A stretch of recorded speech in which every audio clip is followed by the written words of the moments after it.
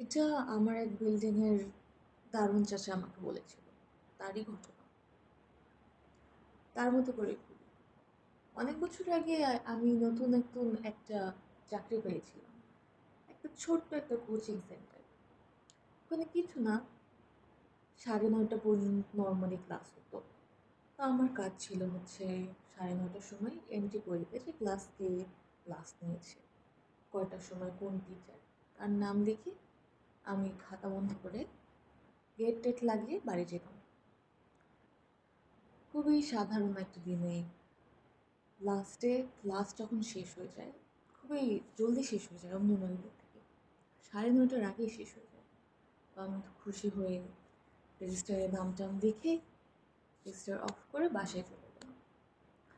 পরের দিন যখন কাজে আসি, তখন আমাকে মালিক জিজ্ঞেস করে যে কালকে 10টা 22 পর্যন্ত কে ক্লাস নিয়েছিল। আমি বলি 10টা 22, কালকে তো 9:30টার মধ্যেই সব ক্লাস শেষ।